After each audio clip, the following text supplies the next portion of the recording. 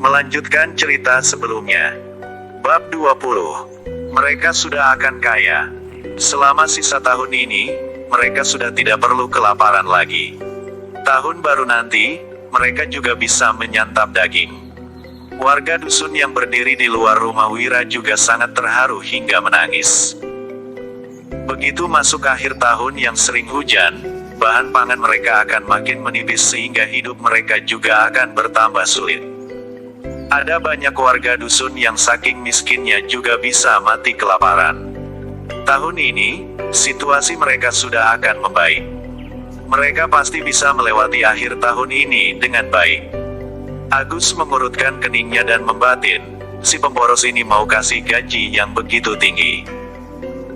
Begitu masuk akhir tahun, curah hujan yang tinggi bakal menyulitkan orang-orang untuk menangkap ikan. Meski kamu punya teknik rahasia menangkap ikan, itu juga nggak berguna. Pada saatnya nanti, kekayaanmu yang tersisa juga nggak bakal bisa menutupi gaji sebulan semua orang yang totalnya 60.000 gabak. Pilih saja dulu orang yang mau berpartisipasi dari tiap keluarga. Nanti kita adakan rapat kecil.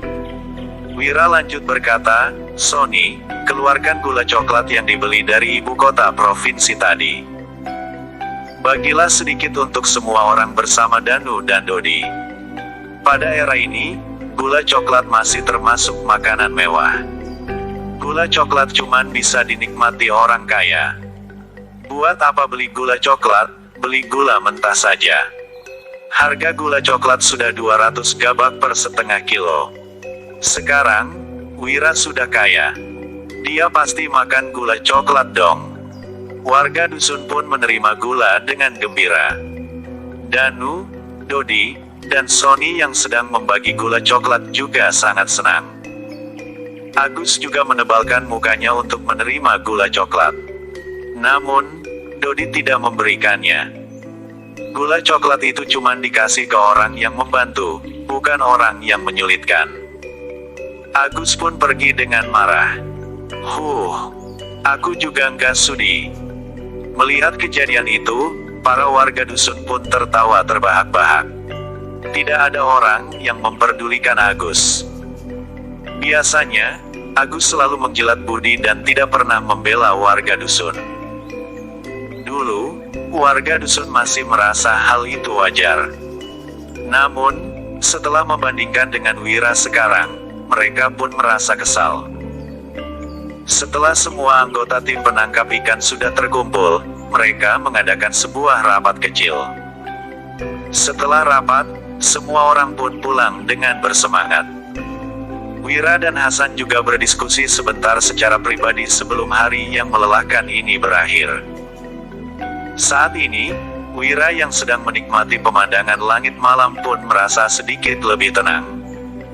Wulan menatapnya sambil termenung.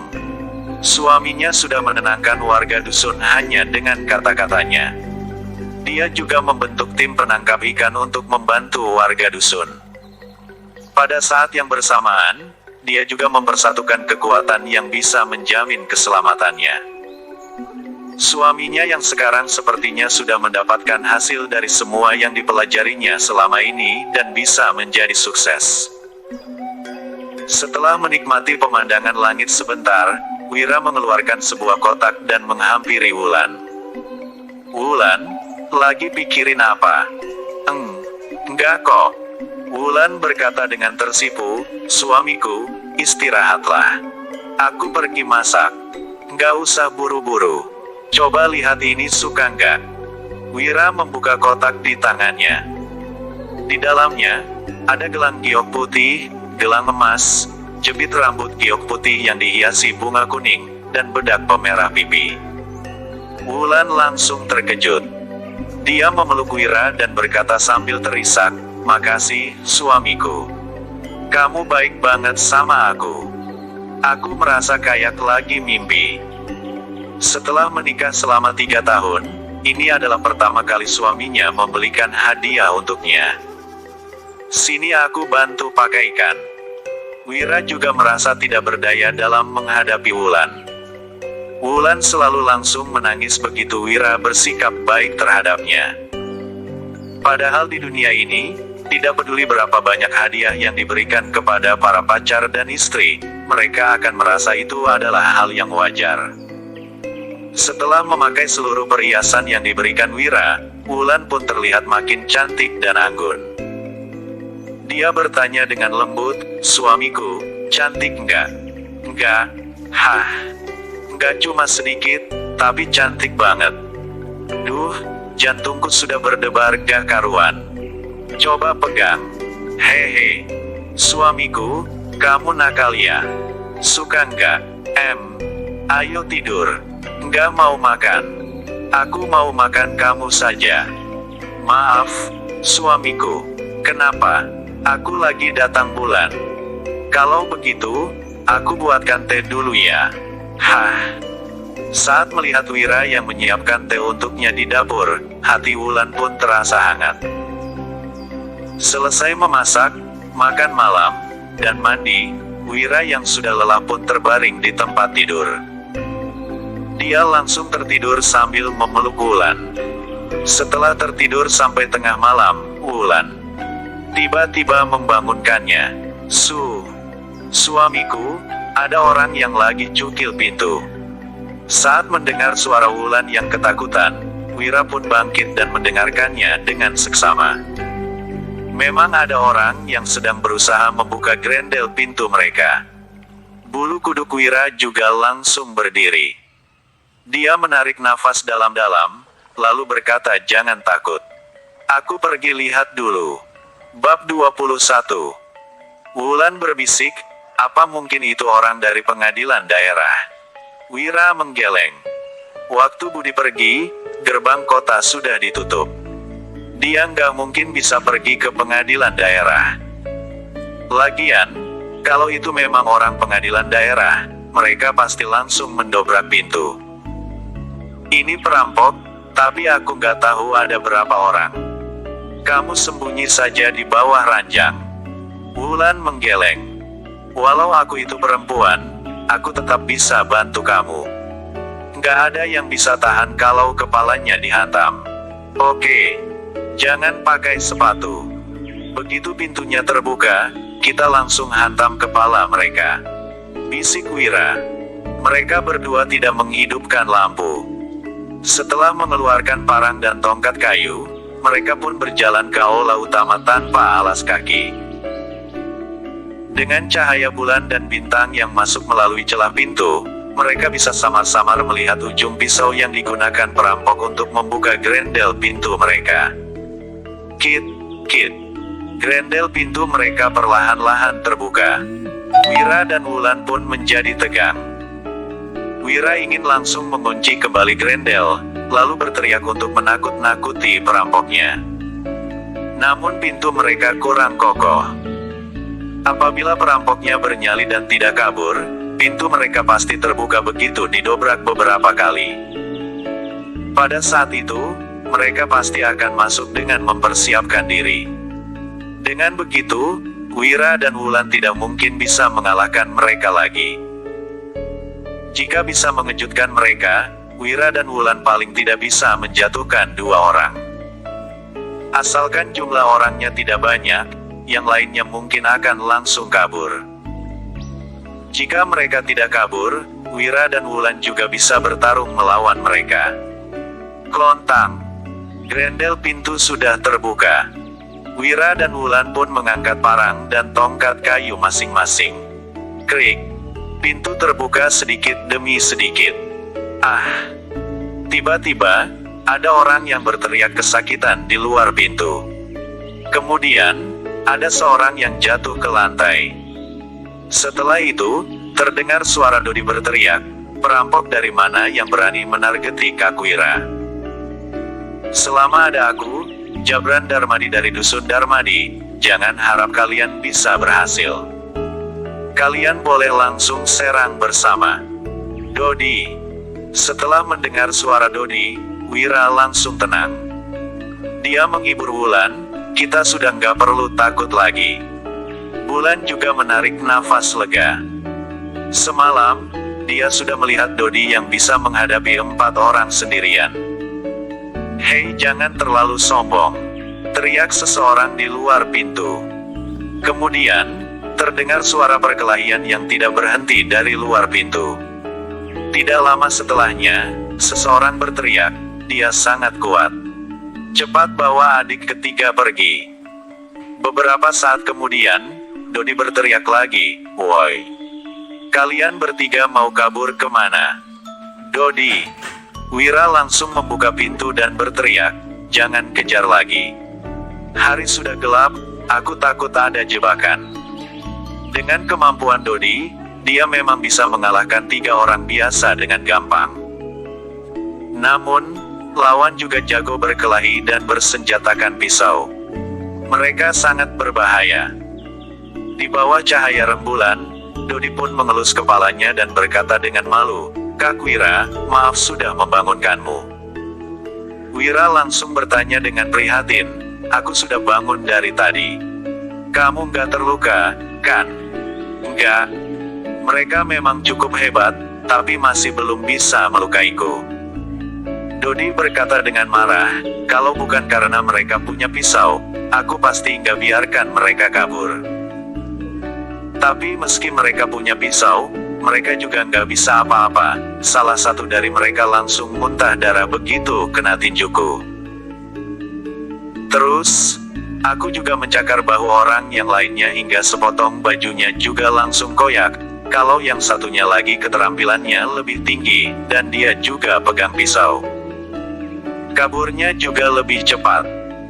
Wira menerima sepotong serpihan kain dari Dodi, lalu melihatnya sebentar sebelum menyimpannya, kemudian dia bertanya dengan heran, "Kenapa kamu tahu ada perampok yang akan datang ke rumahku?"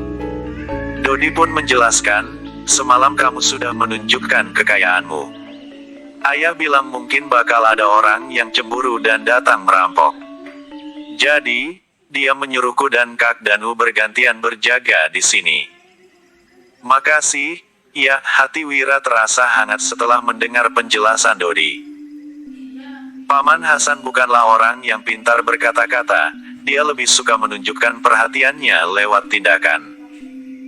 "Kak Wira, untuk apa kamu berterima kasih? Seharusnya kami yang berterima kasih kepadamu." Dodi berkata dengan mata memerah.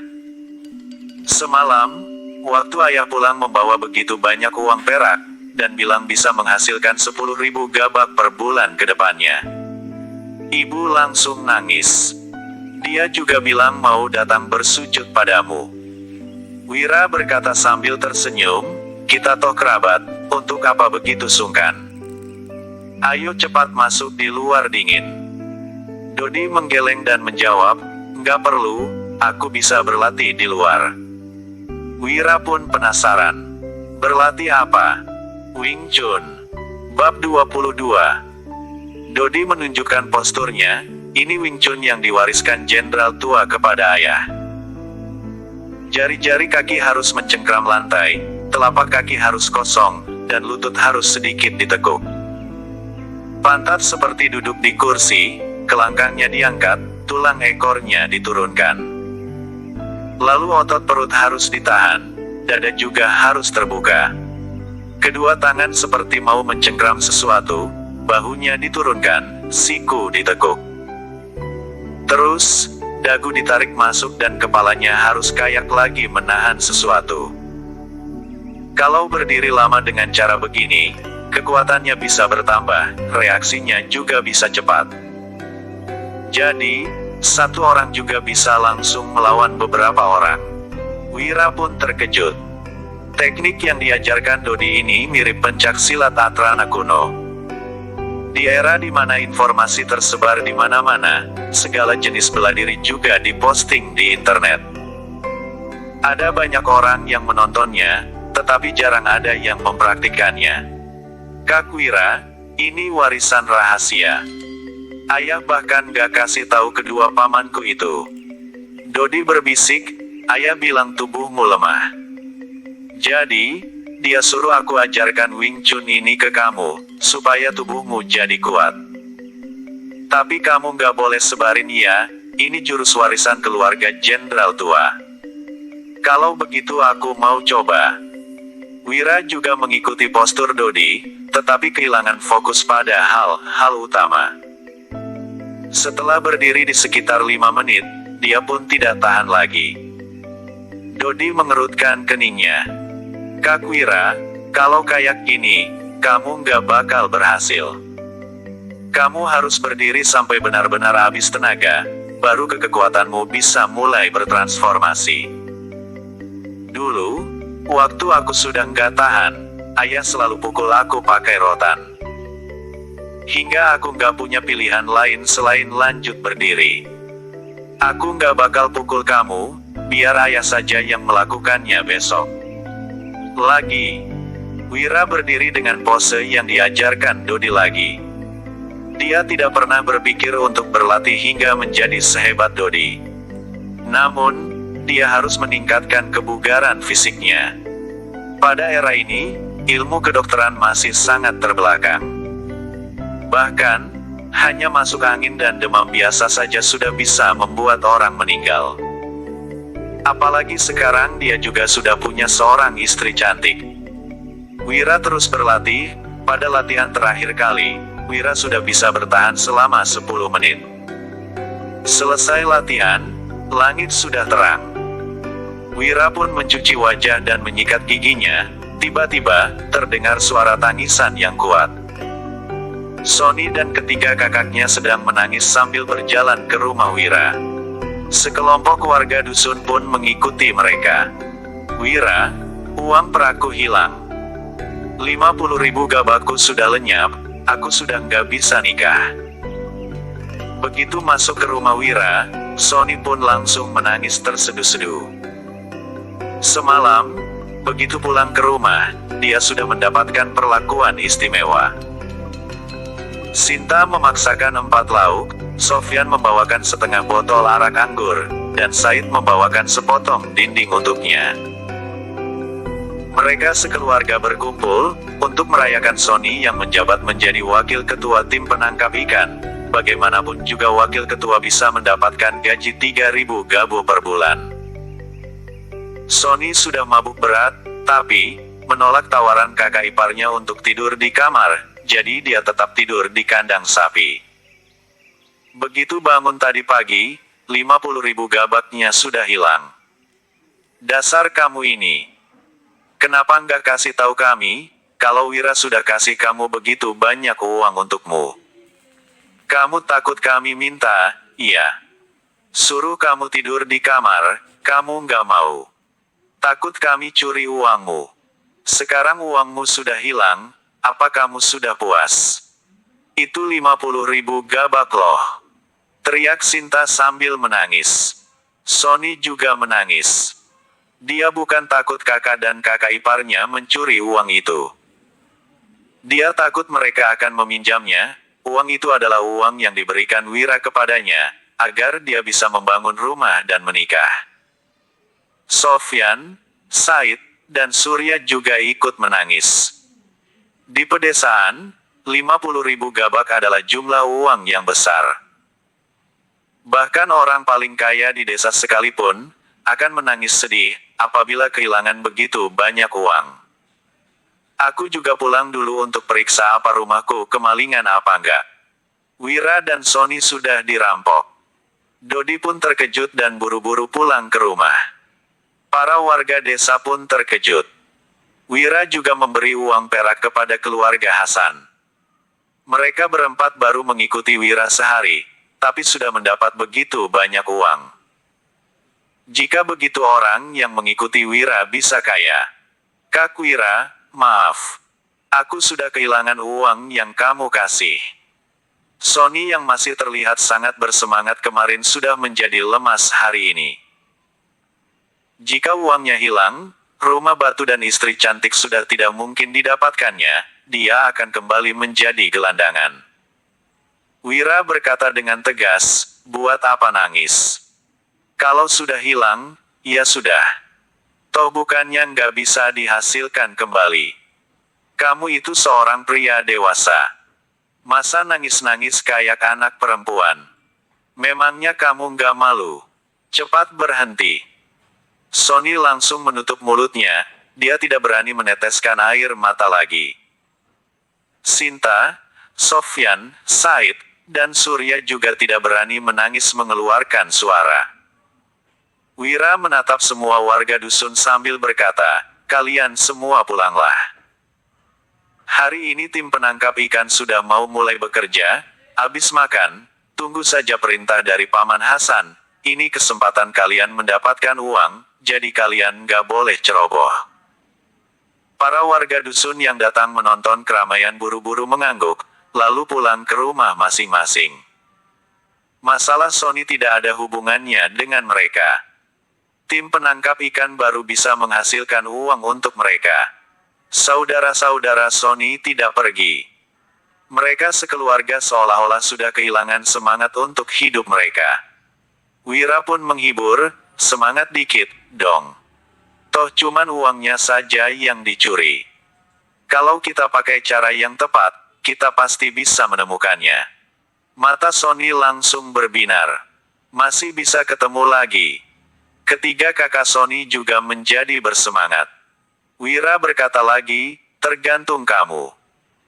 Kamu sering berkeliaran kemana-mana, apa kamu tahu ada perampok yang tinggal sekitar 10 kilometer dari sini?